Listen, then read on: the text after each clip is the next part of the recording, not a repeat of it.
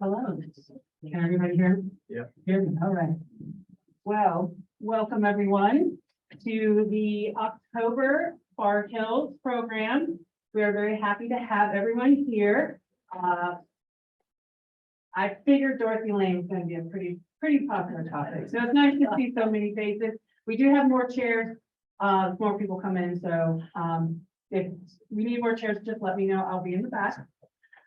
Just a couple things. If you're not familiar with the library, the bathrooms are straight out the door and right around the corner to your right. They are unisex. If you have a cell phone with you, can you please remember to mute it? And if you do take a phone call, can we ask that you politely leave the room? There's 2 exits in the back. Just really quick, we have more programs this fall. This month we have the candidates forum coming up next week on the 20th at 7 p.m. if you're interested. And the last week in October, the 24th, we have a virtual Edgar Allan Poe program, which you can stay home and watch. And then on the 26th, we have a local author who's coming in and telling some ghost stories about Miami Valley. It's going to be a little bit of a Halloween party, and people are coming dressed up and have fun. So if you are interested, that's going to be going on at 7 o'clock. So that's enough for me. I'm going to turn it over to Donna, and I want to thank the Historical Society and everyone coming out here, and Jerry for coming out today, and thank you for making this such a success. Thank you.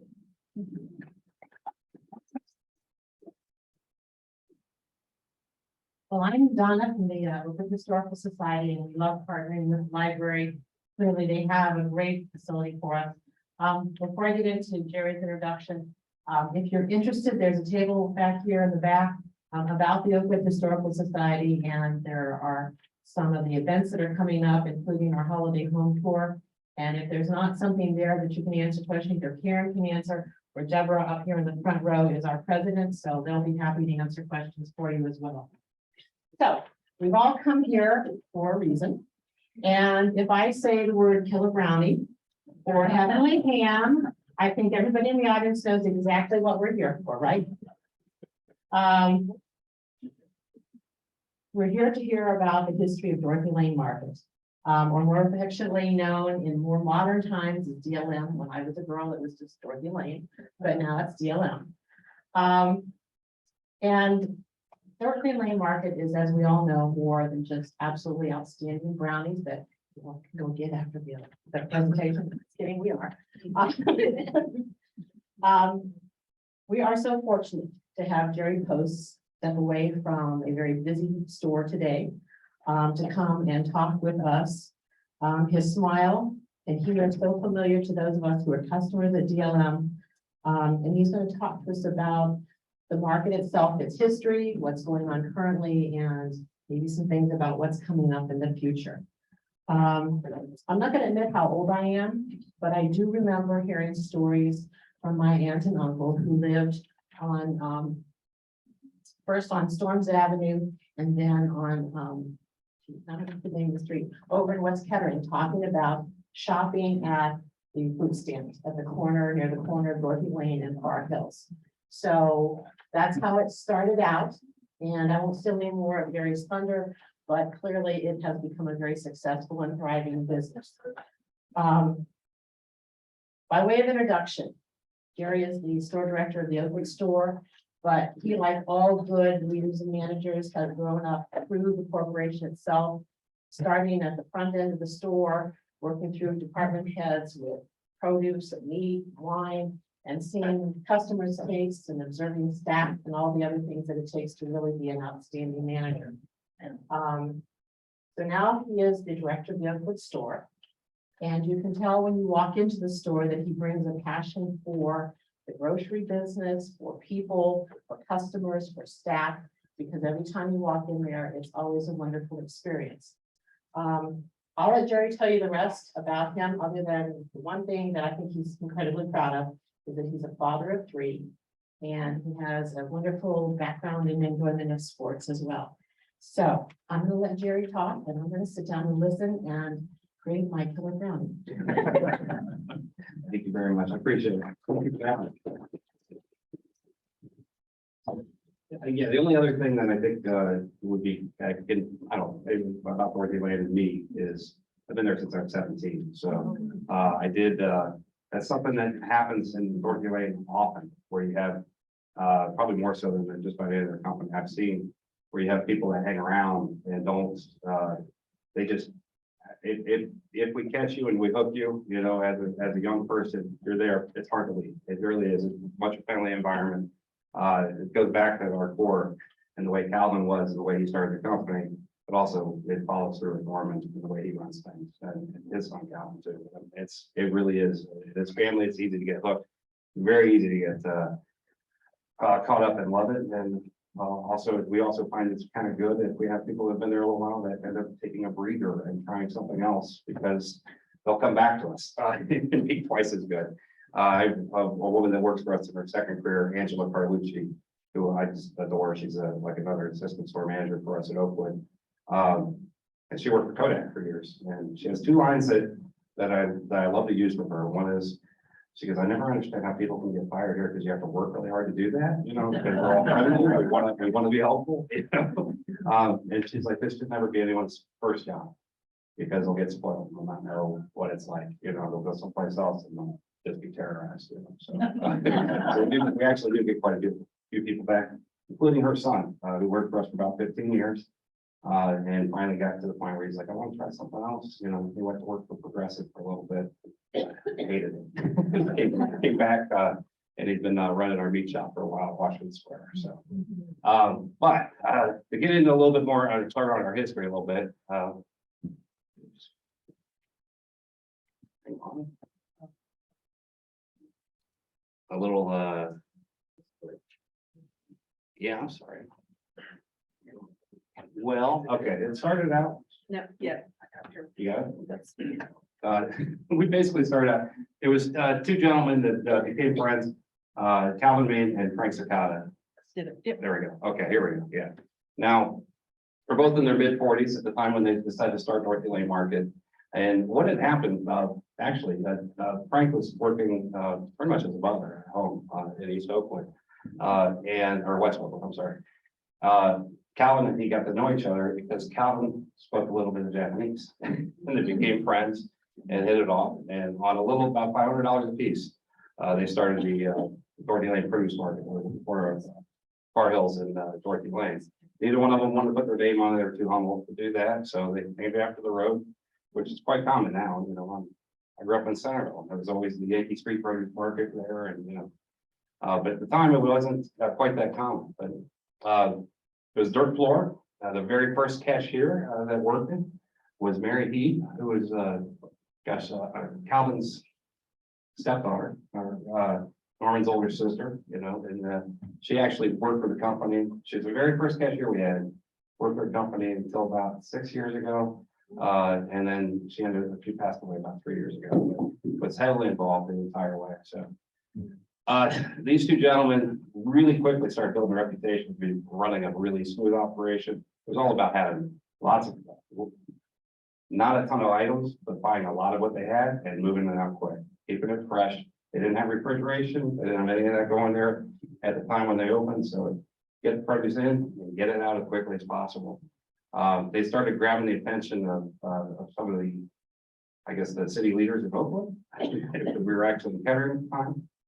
Who started noticing that, hey, you've got a pretty good thing going on here, and maybe, you know, maybe you could use a little help, maybe we could help you get something else a little bit more going on, you know, and get into a full service store. They debated it for quite a while before they committed to that. In the meantime, you know, they were making enough money where they could put a floor in, you know, we're able to get a little bit of refrigeration in there, you know. Then they dealt with a fire. This is one that's in 51, because it's open in 48. But in 51, they had the fire, and it was a little bit misleading. I actually had to talk to Norm about it. I didn't know too much about the fire. And he said, "Yeah, I don't know." Because I was painting walls after that, trying to restore the building. He was 6, helping Dad restore the building. But What his dad had decided to do though, was we had a lot of, all the fresh food was ruined. It was, we couldn't do anything with it. But we had canned goods and other products, I'm sorry, the canned goods that we could use, we were gonna like polish, wash off, restore and use again. The fresh food was not gonna hold up long enough for us to be able to do anything with it. So Calvin donated all to the Kettering Fire Department. And it built such a huge rapport with the community that business boomed right after it. As soon as we were able to operate again, everyone in town was showing up, going crazy. And Calvin kept building this reputation as a guy that really supported the community, was deeply involved, loved his customers, loved the business. So he finally got to the point where he was like, okay, now I think I'm ready to go down the street and we can do something bigger. So, someone else built the building for us. We got very lucky, built the building for us and made us tenants. Calvin and Frank moved there and so the location we're in now in 1953. I've been the manager there for 10 years, which means I've been through one major remodel. The store's gone through 7. So when we started out, we we're 10,000 square feet. It was the biggest grocery store in the Dayton area at the time. Now we're just under 18,000 square feet and probably the smallest grocer in the Dayton area. So we do have a huge reputation. Some of the things we're able to do in that little space. This is Calvin and Norm as they're building the new location in Oakwood. Norm is a baseball man. He always, yeah, he gets a little embarrassed about some of these photos. It's like, I was the chubby kid that wasn't an athlete at all. I'm like, you have a ball, that's more than I did, you know.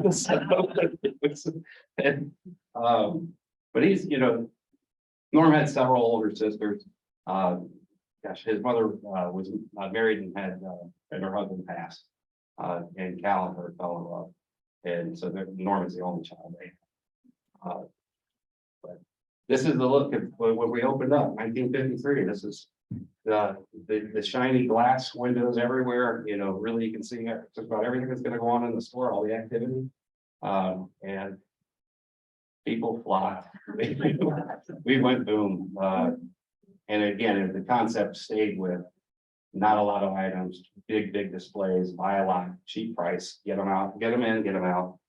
We did probably more Chase and Sanborn coffee than anyone for a long time there, you know. Massive end cap displays and just crush it. Calvin's reputation got bigger and bigger. He got to the point where he was getting offered to go speak in places across the world, well, not in the country, but across the world, which gave Norman some opportunities to experience some foods we weren't really known that well here. So which ends up being really important later on. So yeah, there one of these windows, okay, there's a couple of good reasons we don't do the windows anymore, but one of them at one point Norman was in his office and he's done business in the mid-70s. He was in his office. And all of a sudden he hears this loud commotion. And he's like, oh my gosh, what are the end caps fell? You know, comes running out of his office. And basically where our lobby display is, there's a Lincoln sitting right in the middle of the store. He went right through one of the windows, right in, and it was like, oh my gosh, you know. So we only closed for 2 hours for that. So it's kind of a theme of ours. We don't close very often when we do, because we have to. We don't have much of a choice. Yeah, the Saturday was another one they didn't close, which is it's crazy. But just the marketing and the way we were doing things back then was and the merchandising. So I mean, you can see by looking at these displays, and someone's taking pride to make sure that's stuff that people aren't really going to be able to reach, and that's kind of stuff with us. It's something as a gosh, when in the industry, when people come and visit our stores, they're always like, dude, you guys are still, I mean, it's obvious that your business has expanded and your premier products and what you're really about is your parameter. But you're still paying attention to the details in the middle of the store. And it's just, well, that's where we started. that's who we are. And they constantly expect that we hire people to come in, that's all they do is merchandise. It's like, no, you learn this growing up here. You know, we don't hire people and we don't have specific people. And that's the only thing that we have. Every department has their own. So So, okay, when something terrible happened to us, before I jump into this, when something terrible happened in late sixties, and Calvin suffered from a stroke, and became very obvious he wasn't going to be able to operate the business anymore.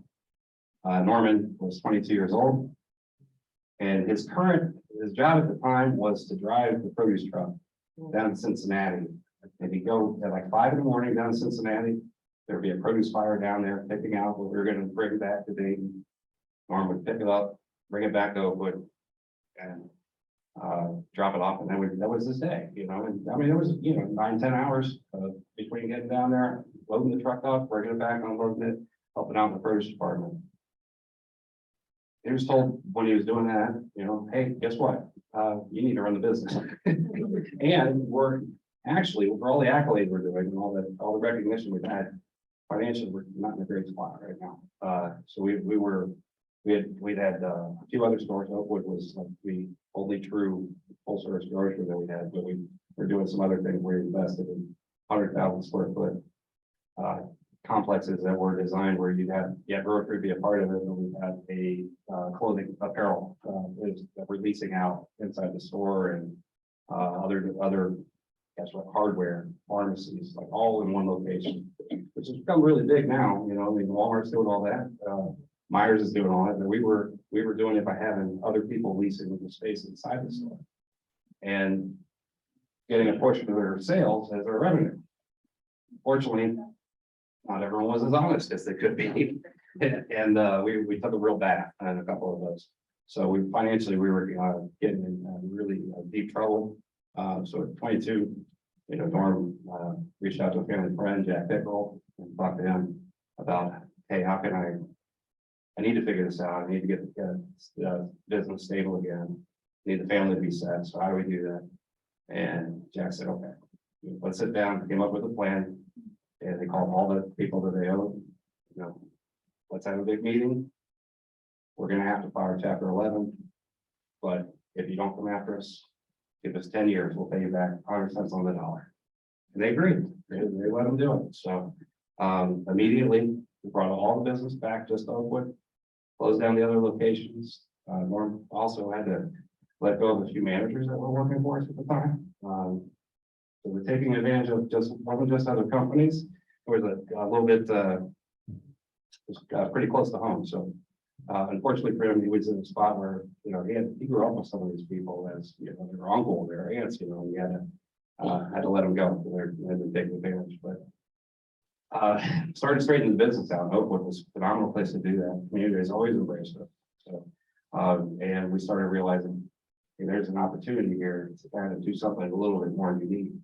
If we stay doing, we're an IGA, we stay doing this and playing the game that Kroger and Meyer are playing, we're going to get knocked out. We're not going to last. So really started looking more into the gourmet foods and keeping preparation on our own. One of the big things that Norman deserved a lot of credit for that he did was he separated the deli and the meat department. He was one of the first people anywhere to do that. The deli was always just an option on the side of the meat department everywhere. He said, well, it should be its own entity. Doesn't make sense. You got this raw product, you got cooked product. Let's just separate them. There's different kinds of, one's for lunch more, the other is dinner, and that was the first real area for us in that area that started grabbing national attention. We had lots of people coming into town to see us, lots of people wanting to see what we were doing. And we're still some of the best delis in America. No one does this. No one does it where they make everything in-house in their own building. Almost everyone has a commissary. So it's something very upsetting to us when Whole Foods opened up in town. We were really nervous about them because it's big, name brand. We hadn't dealt with them before. But something that was really upsetting to us was when they started sticking signs that said made in our kitchen. It's like, God, they're not lying, but it's incredibly misleading because the kitchen was in Maryland. Like, our kitchen's like right below us, 10 feet below me. So it was very different. But the other thing we started doing was looking at holding huge anniversary sales, and we're still playing the game. We're trying to keep low prices, but knowing that eventually we weren't going to be able to compete on that way anymore. So one of the things we would do, the massive giveaways, we do, item loss leaders, were very common, where you're losing money on the product just to draw attention. One of the current loss leaders that everyone in town has, it goes back to the 90s. No one makes money on milk. No one, and in Dayton, no one does. You might in Cincinnati, but not here. But you would do that, you do a lot of loss leaders to try to grab attention. But what we started finding was that we'd have lots of customers come in for these great deals, but that's all they were grabbing. Our regular customers were buying everything. But we had a bunch of people that just came in and just would get those items and leave. So we started like, yeah, this is really kind of annoying. We're not able to hang on to them.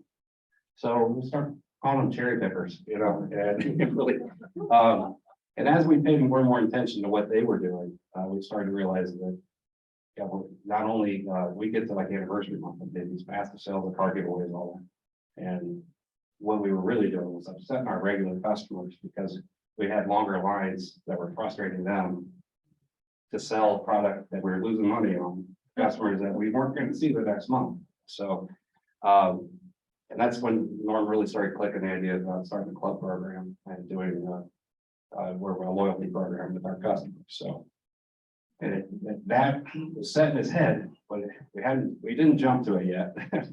we kept progressing with some of the gourmet items, slowing down on our ads a little bit, and we're making enough money where we could consider another store. So we got to the point in 91 where we opened Washington Square. The Washington Square store is our beast. Washington Square has the highest volume for the 3 stores that we have. It cannot compete with Oakwood on sales per square foot, but what it does do, it does a lot of volume, pays a lot of bills, keeps us in really good shape. But we got Washington Square going. Right as we opened that store, Meyer was coming into town, and Meyer Kroger decided that this was going to be the battleground. They didn't want Meyer coming any further south. So Dayton was it. And they went into a battle. And Cub Food was here. It was, oh God, it was bloody. Everyone's we had a promise at the time that we'd match any offer that Kroger had. So at the time, the offer of Kroger, that people could slow Meyer down, was 10% off every order and triple coupons.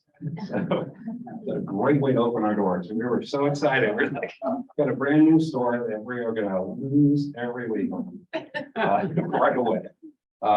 So we opened the doors at Washington Square. First week was a booming success, massive sales, everything went really well. And then bottom fell out.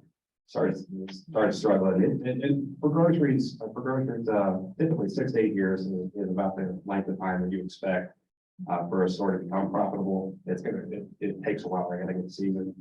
You're counting on a lot of volume, very low net profit. So it takes quite a bit to build up a loyalty. Washington Square, within 6 months, we were struggling so bad that, you know, Norman had a conversation with Matt Hughes, who was our HR director this nephew. And he said, Matt, sales are, I believe it was 90,000. We did 91 or 92,000. He said, if we don't break 95, close the doors. You know, the next week we had 95 too. And it kept going quick enough for me. So we were very, very lucky. And right, I mean, it was right after that, right within the 3 weeks of Norm having a conversation with that the VP in charge of the area of Kroger was fired because they were losing a lot of money. And things started losing up. That store did take us, it took us about 5 years to break even, to get the point where we're breaking even very business. But and we took 50% of the customers out of our Oakwood store and went down there. So it's a common thing. It's something that happens every time you do a store. So when we did Springboro in 02, same thing. We took 50% out of the Washington Square store and getting them up there. And now that we're looking at Mason for 2024, hopefully. So that's been a much slower project moving forward than we could be expected. But now that we're looking at Mason, we know full well that because of the pulp program, we know that we have 20% of our customers at Springboro carries a Cincinnati zip codes. So we're going to lose a big chunk out of that. But when we got the Washington Square location open, And things that started turning around, Norm finally was like, you know what, I think it's time to put a plug on this loyalty program and really get going with it. So in '95, we launched Club BLM, which we were one of the first ever to do it. In fact, for those of us who have been with Dorothy Lane a long time, sometimes we have new customers come in and they'll get to the register. And like, oh, do you have your club card? They're like, oh, no, what's that? Is that like a Cobra Plus card? Yeah, I think they did it about a dozen years before they did. Yeah. So but the loyalty program was huge. It allowed us to finally say to the cherry pickers, you know what, we don't need you. You know, there was a article the Wall Street Journal did about us at the time, and I didn't end up reprinted here at Dayton, and it was said Dorothy Lane loves her customers so much they're willing to fire the bad ones. What it was like, you know what, they're just costing us money, it's not helping. Norm, get Norm to really put a quote on it and say we were basically taking $15,000 a week and just setting it on fire. It was crazy. But the club program allowed us to look at who our best customers were and make sure that they were the ones getting the best deals. That's when we started doing free turkeys, and our top tier customers get a free turkey every Thanksgiving. And then from the next 4 tiers down, get some kind of discount. Which is one of the really cool programs. I love that. But if you have a family of 4 or 5, let's say the kids moving out, you start dipping below where you were when you had 5 people at home. Sometimes customers do get a little frustrated. They're like, you used to get the turkey. Now you're getting $40 off. You're not quite getting the free one. But the loyalty program is really, it really set us apart again. Gave us the opportunity to now we're making enough money where we can play around and really go after doing super high quality, super gourmet, bringing back everything that we found in Europe, Asia that we really love, bring it back, getting into the stores and being able to take chances and know, hey, we can lose and we're going to be okay. We can take those risks. Your department head at Dorothy Lane, one of the first conversations you're going to have with Norman is, oh, right here, Colin, it's your department. Treat it like it's your business. If you want to make mistakes, you want to try. Try. You can make 10, 15 mistakes, no problem. Because when you do hit, it'll pay for all of them and then some. So, run the business like it's yours. If we have a problem, if we see something, we'll come talk to you, but we're not here to get in your way. We're not helping. It's a very, it's humbling. It's pretty cool though. So, but that's why some of us are willing to work crazy hours, waiting around all the time. So when I got Oakwood, I was like, man, Norm, is it my store? And he's like, well, yeah, but because I'm here a lot. I said, I got it. So it was pretty cool though. I was there. I was in the store for, gosh, I was my second day. Norman came up and he said, yeah, we're getting ready to spend a lot of money here. Got me to do a remodel, we're doing lots of cool things. So over the next couple of weeks, if you can kind of build a list of things you think are really important to have changed, I'd love to hear it and work on this together. So, okay. So the next day he came up to me and said, you got your list ready? Well, I got a couple of things, I said, it's really dark in here. He's like, yeah, oh yeah, lights, number 1 on my list. I said, okay. I said, I don't know, I think we waited a little long on the floor. And it kind of reminds me of a 1970s bowling alley, He said, boys done, that's on the list too. And then I said, I think we need to redo the kitchen. And he's like, what about the mezzanine upstairs? And I said, well, it comes down to it. I think the kitchen's more important. He's like, but wouldn't it be nice to have like an actual wine bar up there? Yeah, it would be nice. A couple beer taps. And he's like, that'd be great. And I don't know. So we came back a week later and he said, we're going to do both. We're going to redo the kitchen and the mezzanine. And the wine bar was thriving, really booming. COVID kind of is made it a little tough for us. But we're working on getting that going. The kitchen, however, We have the largest kitchen in the 3 stars.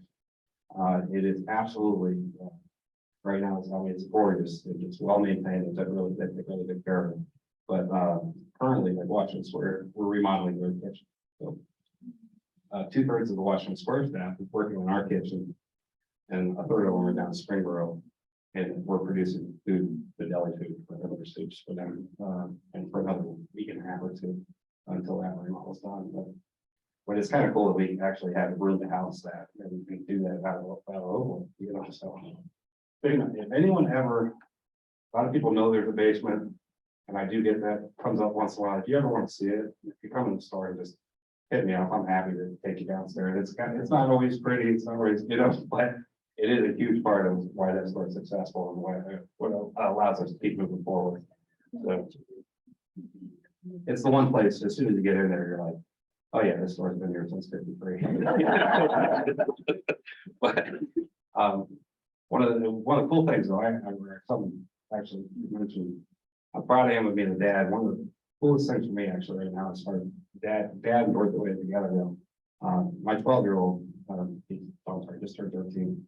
Sweeps the basement. So he comes in every Saturday, spends 3 hours sweeping the basement, working the steps. And when I talked to him about it, it's like, you know, Norman did this, Calvin did this, Dennis Chrisman did this, you know, Todd Nicholas. And there was there's a bunch of us that started out sweeping this basement, you know, and keeping it clean. So I don't think no one works for child labor laws or anything, but it's but I love having them around, and it's pretty cool. And Mormon loves it. It's like if you could do it, it's great. Our mission statement, we finally fully collaborated on it. We had this together for about 20 years. But the biggest thing is our entire goal all the time, number one, is make our customers happy. It's just trying to figure out a way to provide an experience rather than just a shop at a grocery store. We have lots of ways that we're able to do that, lots of great things that we do, with a passion for the product that we serve, and making sure we exude that everywhere you go. If you're in the bakery, so of course, you're going to talk to Killer Brownie here in a minute, but the bakery, to me, is yes, not only are we doing these artisan breads that no one else is really doing. No one does mother doughs and starters and foolishes, and if they do, they have 1 or 2. We have 8, and our young one is 8 years old. Our oldest is 29 years old. So no matter what's going on, someone's got to work that dough every day. So the other thing is our pastries. Oh, Killer Brownie. We'll give Killer Brownie a little shot. Okay.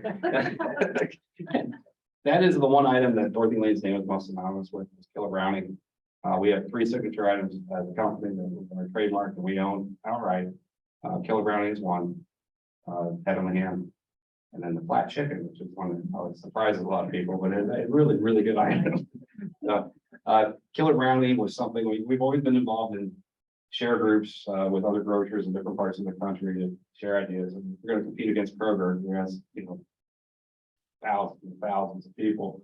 You need help. So we're very friendly with Wegmans on the East Coast, Bristol Farms on the West Coast, London Byerly's, Kowalski's.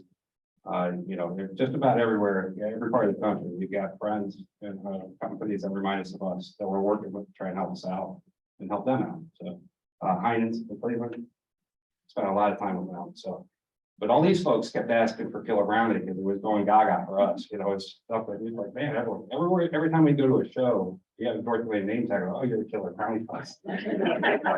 Yeah, which was great.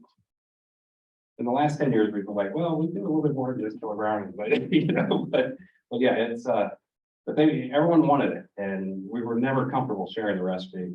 We're like, no, and we didn't think we could produce it on that kind of level. And finally, you know, our bakery director, Scott Fox, said, I can do it. I can make it happen. We can bring it back and, you know, in-house and really do it. And it started going. We started with, I don't remember who our first client was, but it was Lunds or anyway, we started talking to our friends and saying, hey, who's interested? And they all were. So, Killer Brownie is now grew to the point that we had to separate the businesses. And so Norman and Calvin still own Killer Brownie, but Shamin, Norman's daughter Shamin and her husband Matt run that business for us. We still do everything. We share a lot, like our administration, and we share like our posting process. And we anytime they have a job open, we're trying to help internally with that from Dorothy Lane as well. But they've grown much bigger than even us. They're supplying over 5,000 stores now.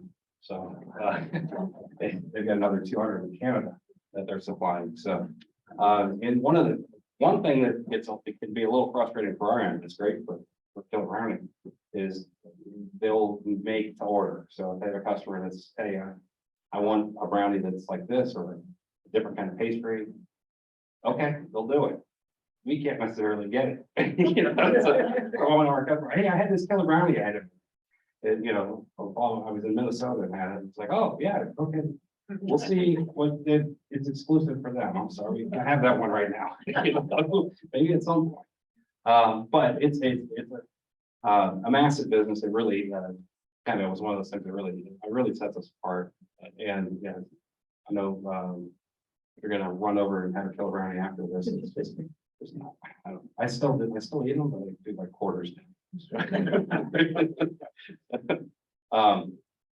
So I talked a little bit about the bread already, but we have all of our bakery production is actually done at our Central location. That building behind that used to be years ago was an 80 or an 84 lumber, and now has a tropical smoothie, and then 3/4 of that building is us, and it's all bakery. So that we get 2 trucks a day coming from Washington Square to us, bringing our baked goods. Pastries. So if you're looking at our case, you'll see 2 different kinds of signs in the bakery case. One will say made right here, that's us, and I guess it's not made right there, but it's 2.5 miles away. So, and the other one is Love Local. So the Love Local signs, you see those, that's a French chocolatier friend of ours, named Hugh Wayne. Who makes us in Southern Indiana, 25 miles away. Does a great job, but we do have lots of people come in and say, "There's no way you guys are creating that," you know. And no, yeah, we're doing it, and we'll take them down and show them. Gorgeous stuff, yeah. We are good at making you hungry. So. Love cakes, and there has been some confusion. So people have got a little confused on Love Cakes. Love Cakes is still 100% Dorothy Lane. It's not a separate business at all. It's just we decided to brand our cake shop differently than the store. They do have their own little retail shop as well, but they're producing all the cakes for the entire company. Coffee. Okay, so this is pretty cool as well. So about 10 years ago, and 8 years ago, we took over the coffee bars. Boston Stoke has always been our roaster. They own the coffee shops for a long time. And finally we went to them and said, listen, we have more that we'd like to be able to do. So we want to be able to offer food. We want to have a little bit more control of, you know, the kinds of people are getting hired. So, so they agreed to sell us back our coffee shops. One of the first things we did after that was we needed to become an expert for coffee. And we are just about everywhere else. And we know coffee, but only 2 or 3 of us are experts. This is a group, all 3 of our coffee managers at the time, and Scott Fox is in the middle there. He's the vice president in charge of bakery and coffee. I went down to Argentina to go visit the bean farms and get the experience of actually producing coffee from the source and picking from the fields and bringing it in. So, and we do stuff like that everywhere. Meat department, gosh, okay. Where do you begin on meat? This is actually a job I almost took on to oversee meat for all 3 stores. And I don't know, for me, it was, I really love the personal interaction a lot. And I'm like, I need to be on the sales floor more. But my brother's doing it now, so he's really, really good. But our meat, we're trying, anytime we put a deal on name on it, it's gonna be antibiotic hormone free. We're buying for life from birth, because you're allowed to advertise, weird rules in advertising, you're allowed to advertise animals free of that if they weren't given in the last 90 days.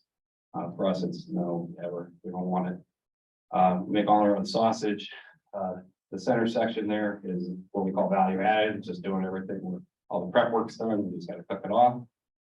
I cannot believe how many times if someone will get a bacon cheddar burger, and I'll be like, okay, yeah, I saw those burgers are great. And, they're like, yeah, I can't duplicate it at home. I'm like, but it's just bacon and cheddar. We haven't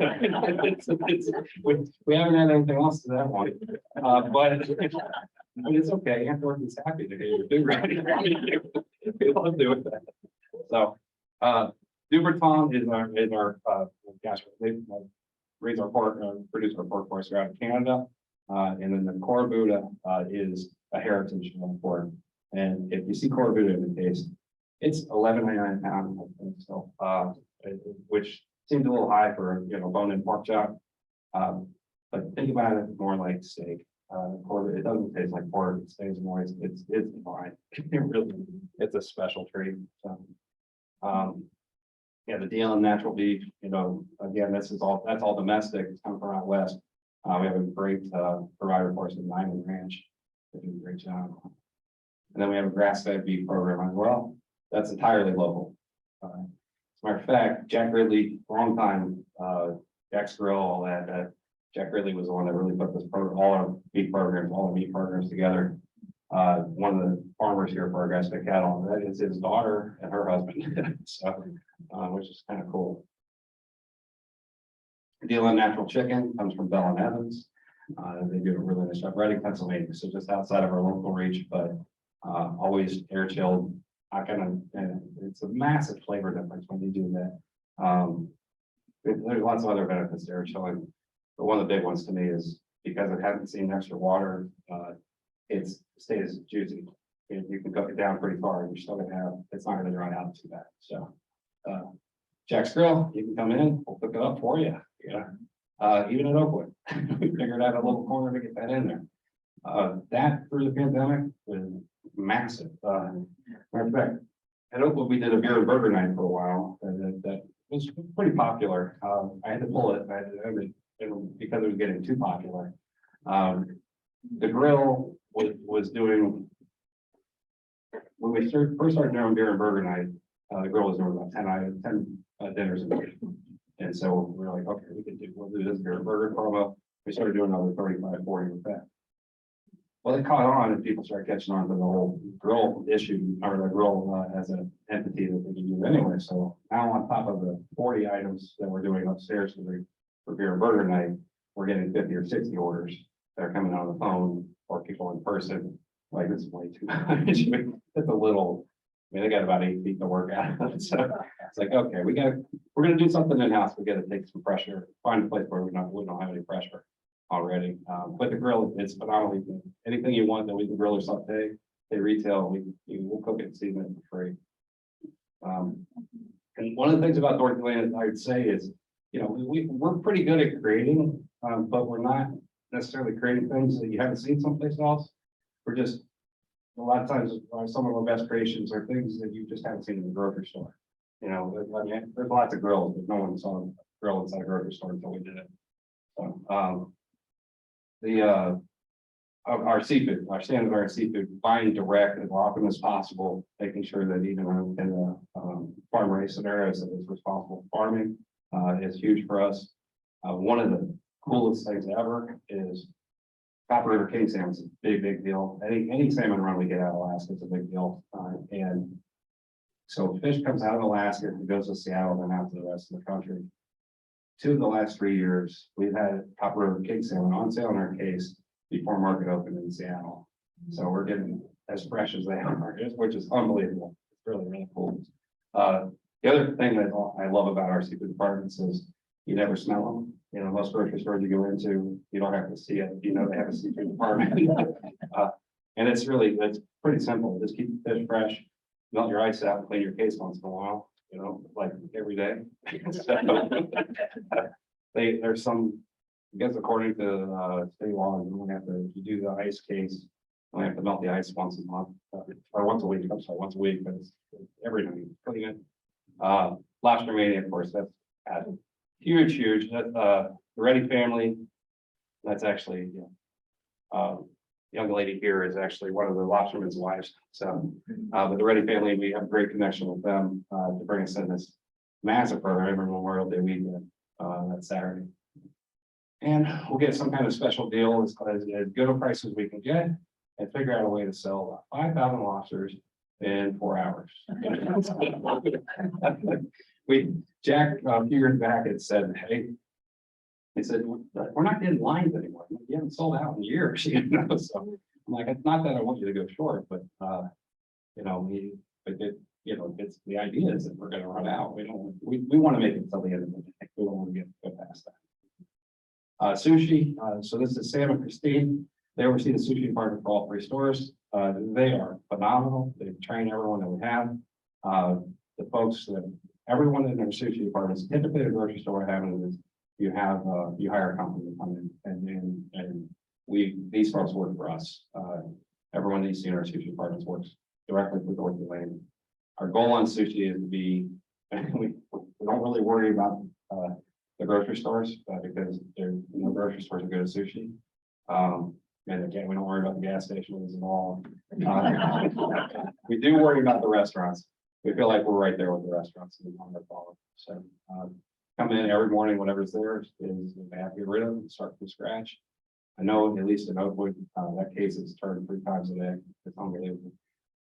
And the folks that work back there, they're a bit crazy. I mean, they work 6 days a week, 10 hours. And it's not, I'm like, something in the industry that's wrong is with these sushi companies is typically you hire them in, they have it's their business. So it's kind of like their own little shop inside the store, but they're expecting 7 days, whatever is needed. They can make a lot of money doing it, but man, they can only do it for 5 or 6 years and never spend. So us in bringing them in house and saying, hey, it was culture shock because we're talking to the folks that do sushi. And we're like, yeah, we're going to make you take at least 1 day off. They're like, well, no. It's like, no, you have to. And then after they do it a couple of weeks, they're like, oh, this is great. I can set a doctor's appointment. Yes. Yeah. So, deli we talked a lot about already, but the big thing with our deli is now we're doing over 350 salads throughout the year, 350 different entrees and side items we're going to take away, constant rotation all the time. Back in the 80s, we were hearing about this really cool company called Whole Foods. Whole Foods was doing all kinds of awesome things back then. Everything was all organic, all natural, all the time. We were pumped. We were like, let's try it. No one knows of Whole Foods outside of Texas, so we might be able to take this on and try it. We got to our deli department and started making our salads with organic mayonnaise, and we hated it. And so we made other batches of organic mayonnaise, and we hated it. We kept tasting and trying and tasting. And we're like, okay, flavor first. We're gonna go with that. We're gonna use Hellman's because Hellman's is really good and we like the flavor. We're gonna stick with it. And we still haven't found organic mayonnaise we like, or we dabble a little bit. Once in a while, we'll have a new recipe where we use the tubes. So they do a really good job. But that's really what if you see the flavor first mantra with us, that's where it started. Oops. This dinner, what's for dinner? Is a packed dinner for 2. It's a huge program. We actually borrowed that from another company, one of our friends in our share groups that really does well with it. Oakwood is by far the #1 store on this item. So we move about 150 bags a week. So it's pretty crazy. And no one takes the time to do these kind of displays in a deli case. If you go by it, the other thing in the deli cases that's really big is industry standard is the item better last a week or we're not going to do it. And so for us, it's like, no, we don't need a week. The idea for almost all items is make it today, sell today and tomorrow, move on. So soups and chicken, we actually were short-handed in our kitchen last night. And I grilled up 6 trays of chicken for them, which is kind of fun. You don't get to do that very often. So Jess on the left there is actually, she's running our mail order department now. So our sandwiches, gosh, we're wine. And the one that Oakwood doesn't have, where we're trying to figure out a way to get it, is Naples Pizza. Hopefully I'm sure there'll give me a question about the bank at some point. So I'll talk a little bit more about that when that comes up. Flower shop, our big goal at our flower shop is just nice things that are grab and go, easy to see, and things that you might not spot in other places, and making sure our quality is really high and doing as much local as we can. Yes, always seeing what the competition is doing and seeing if we can be it. If we can't, we'll just stay away from them. Produce, produce is where we're seeing the highest inflation in the industry right now. It's something I hear about constantly, and I keep apologizing because we're seeing 24% inflation on the produce. It doesn't look like it's going to go down. So our internal inflation in produce is closer to 12, but nationwide is 24. But we're still able to get some really, really high quality items, and we're not going to trade from that. So we're not going to start cheaping them just to get our prices down.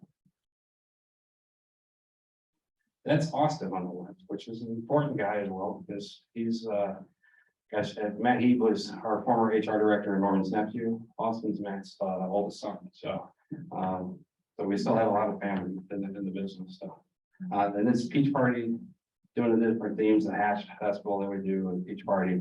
That's so much fun for us. A few years back, they were really pushing them, local. We didn't advertise we were local enough, but like, come on, we've been here, we grew up here, how more local do you get? So we had a company that was advising us, a consultant, that said, well, you guys should really look into it more.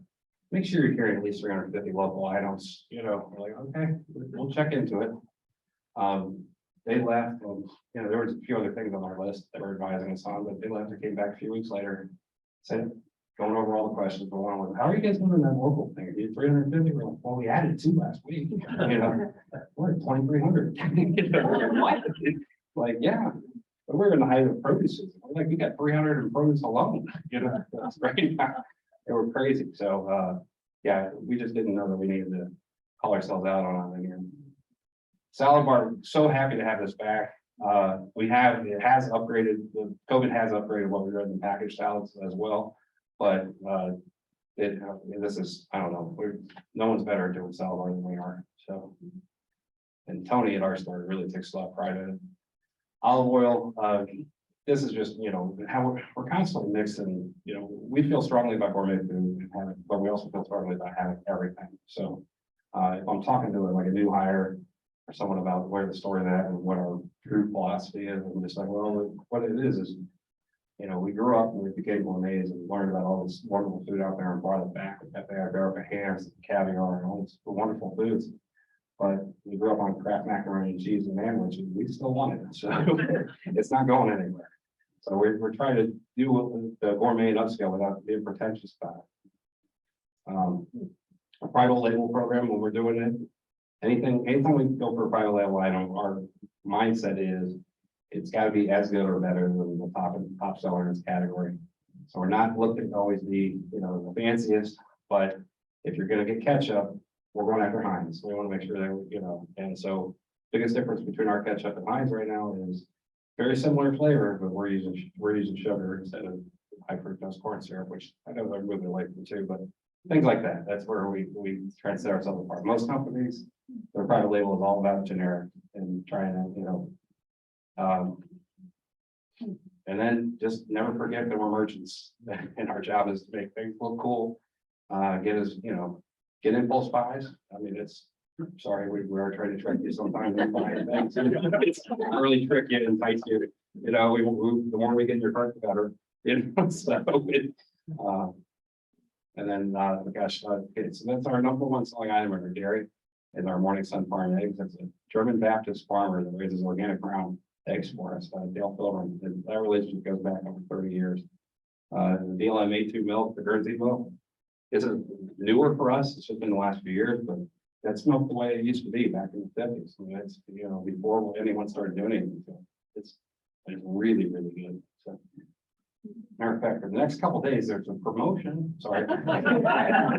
There's a promotion we're doing for a big cookie in the coffee bar, which is a big chocolate chip and walnut cookie that we keep on a warm plate so it stays gooey in the middle and hot. But if you buy a cookie, you get a pint of milk for free. So anyways, I was like, that's a pretty good one. So, again, why we go into, like making sure we have expertise. Todd Templin is one of my mentors. He's also one of the best guys I've ever met, but he's the vice president in charge of 90% of the store now. He beer, wine, cheese, grocery, dairy, frozen, healthy living, greeting cards, and homing gift. And I'm sure I missed one. But he's been with the company since he was 16. He's an Oakwood grad. He lived in Arkham until then, but he has really made sure that everything in the wine shop is about us knowing our product and us knowing people in the industry. And really, he worked at deals with Chapoutier in France. George, the knowledge that our wine shops carry here is intense. I spent 10 years working wine. Really enjoyed it, got to travel quite a bit, but most of the wine managers they're at least one trip a year, usually California, but like Stephanie's been to Argentina and South Africa, to go study wine. They're actually getting ready to go to Italy in a couple weeks. I've been to France with George in Spain, so it's crazy. And one of the great things for us though is they treat us like kings when we're out there. When you show up to these places, they're wonderful to us. And then doing different promotions. Rosé was something that kind of fallen quiet. In fact, 20 years ago, no one was really selling much rosé, and we said, there's room here. Let's start promoting the heck out of this. Really got ahead of the game, and it did. And this was the run for the rosés promotion that we mixed in with the Derby and all that. It was a blast. On the beer side, we haven't forgotten about that. Just doing some collaborations with some local brewers, which is really cool. So, what's that? Oh, Killer Brownie beer, yeah. Work Wing, they did like that's their little secret with us for price, and we've been trying to do a Killer Brownie for a while, and finally worked out last year. So, cheese shops just tons and tons of gourmet, specialties. Every town in Europe's got their own cheese. You get so many craft cheeses here. We're still producing our own mozzarella in-house, and we do cheese spreads. They're just integrating that, Our Parmigiano Reggiano. This is kind of cool. This is something that no one else does. You see that? There's no one in the trade here, right? Okay. On the left, that wheel where it says 1477, that's our farm number. The gentleman here is Giuseppe. We've been buying from his family for the last 40 years. And this is his farm, 1477. Almost everyone that buys Parmigiano Reggiano family is buying from within Sweden. So you just don't place an order, say I need 10 wheels.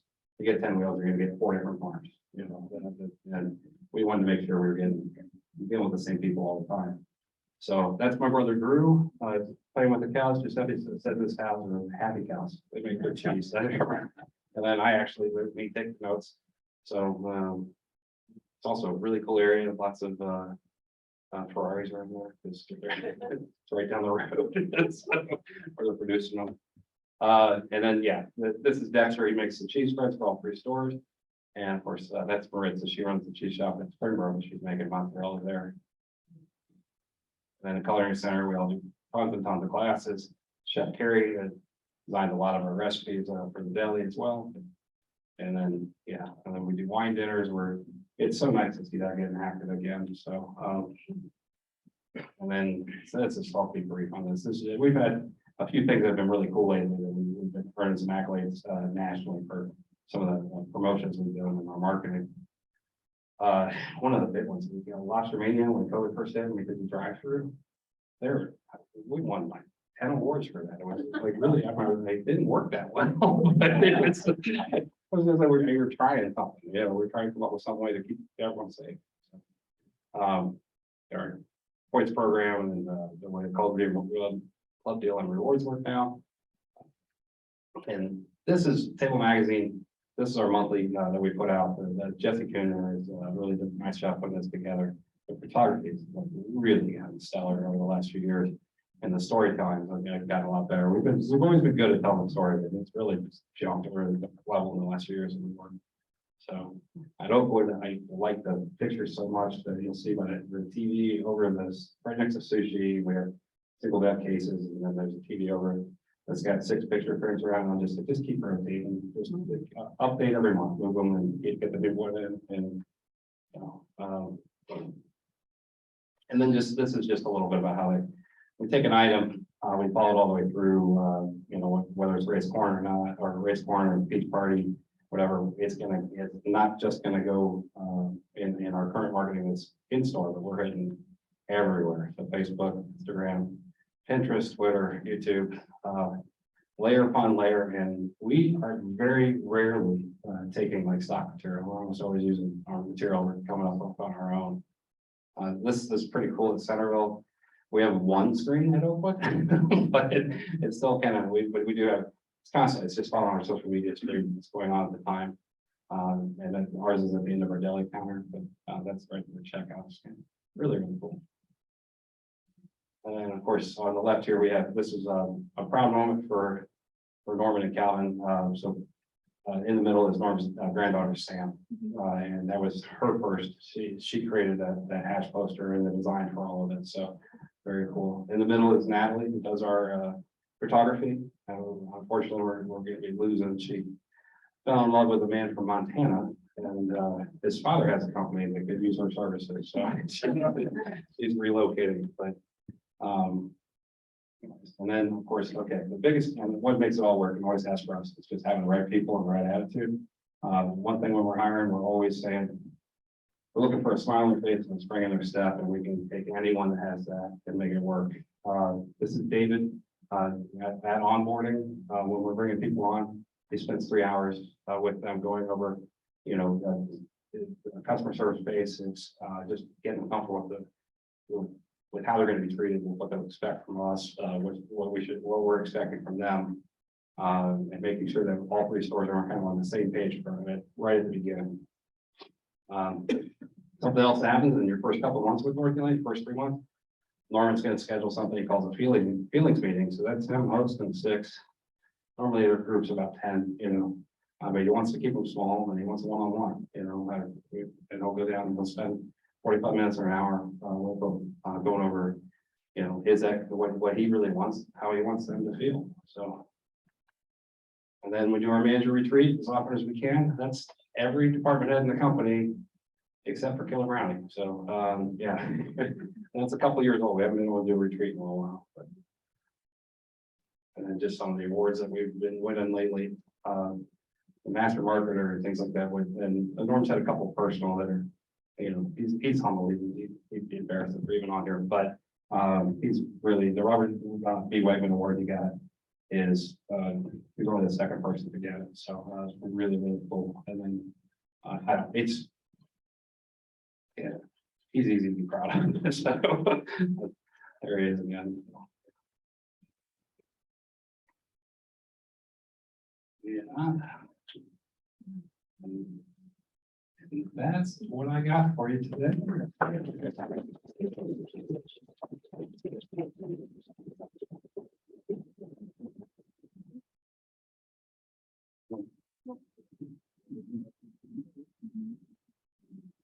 I'll let Chris turn on the lights. Jerry, we've all known that Dorothy Lane is an amazing resource and treasure in our community, but you really helped highlight some things that I know I didn't know about the store. So thank you for coming and helping us understand a little bit of the more current history of Oakwood and where we're going to be going in the future, which is one of the other things we can start doing with some of these lecture series. So again, thank you for coming. And if any of you have questions, please, and I'll give Jerry the mic and Yeah, he can answer. I know the bank's coming, so okay. Yeah, yeah, we bought the bank building. We're very excited about it. We still have no idea what we're going to do. We've had lots of conversations, lots of different things have been. I'm sorry, Oakwood store shared a parking lot with the bank for years.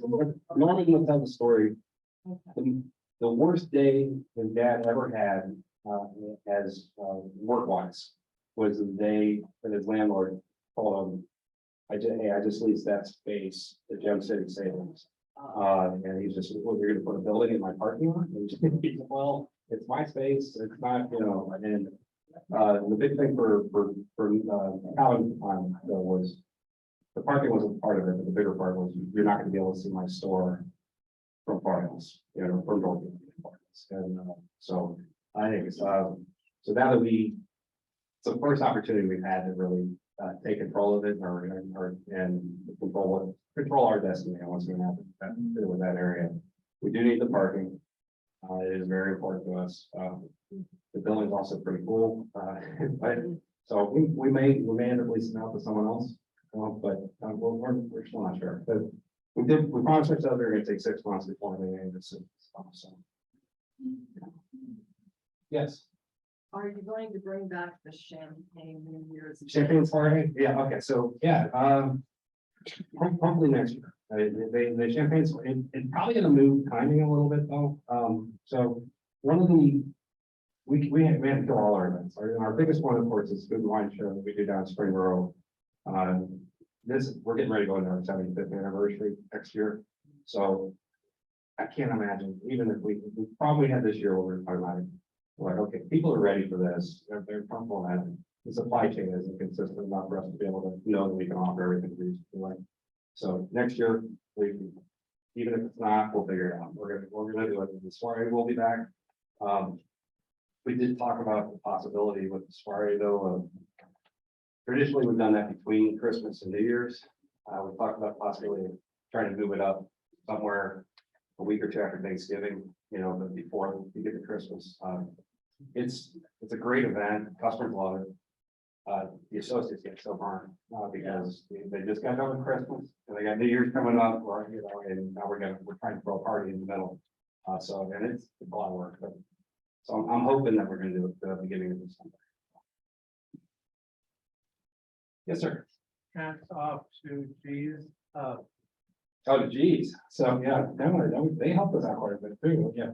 So, Norman and then one of his other service businesses, he owns the shopping center that we're in. So, yeah, G's coming in and taking that old double that from Ruby Tuesday location is very, very, very helpful. Another local business in the area too. So, yeah. Yes, sir. How risky a proposition is going into Mason? I saw that's a big store. Yeah. Yeah, I think it's a little risky. I really think Cincinnati's ready for someone like us. I think they don't have a store like us, and I think they'll go gaga over it. They have Jungle Gyms, but Jungle's is crazy. We're the conservative end of the morning. Jungle Gym is like we're the everything. So, in fact, when I have managers, I get a manager that's kind of like taking a step back or just seems off TV or just not into it. I'm just like, hey, well, let's take a field trip down the jungles because they're crazy. It's not crazy a little bit, but they don't worry about the quality as much as they worry about having. So the scariest part for us in Mason is really going to be staffing. We really heavily count on kids working for us. Teenagers are a huge part of our business, and that's why the communities we're in. The number one thing we're looking for is a community that has a good public school system where families still sit down at the dinner table and have conversations. Those are the kids we want. And that's we can grow them, we can get them ready for other things. Whether they're staying in Dorothy Lane or going to different careers, it's just that's who we want and what we're trying for every time. Mason, what I'm hearing, we should be maybe okay, but it sounds like these kids are very, very active, doing lots of different programs and lots of things. So we're gonna have to convince them that Dorothy Lane should be part of that. So, yes. So the non-related question, how do you go about pricing all of these items every day, particularly in a high inflation environment? What's the process? Well, right now, we're checking everything. Every item's getting checked at least once a week. Right now, I mean, it's that crazy. Along the same lines, I did hear the thing a month ago about Dorothy Lane. Our accuracy. At accuracy. Yeah, so, 99.9, you had March is what it was. yeah, no, so, okay, so Congrats. yeah, thank you. No, yeah, no, that was really cool. But so with inflation, yeah, it's crazy. And what we're setting our prices, we do have traditional margins we're looking at.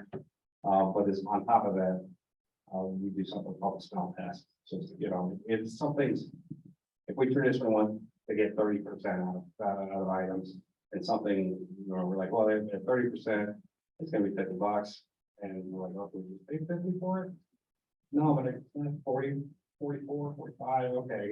Is it still worth it for us to sell at that point? And we'll move the price down on things like, so a lot of our high-end items, we're not getting the margin on, maybe because it scares us even, so. But, the accuracy, yeah, that's really cool. They come by twice a year, weights and measures, and just make sure we're in line. It was awesome. Unfortunately, the Carol, who was been scanning for us, retired this year. So right after that happened, I mean, we'll be on it. Cool thing that's happening in Oakwood, as far as that goes, though, is we're in the process of switching to, the entire store is going to electronic shelf tags, which is a big thing for us. I mean, that's like, it's ahead of many of the big companies here, so we're gonna wow. In Oakwood, we're doing it in Oakwood first, so, and that'll get us to the point where one person sitting at a desk, even in center, wherever, can take care of pricing across the company. So, which will be kind of nice. I mean, there'll be other things that go into. And then we can just reappropriate that labor. I'm gonna take your mic because I know a lot of you have to leave. Thank you so very much. Are you gonna hang around?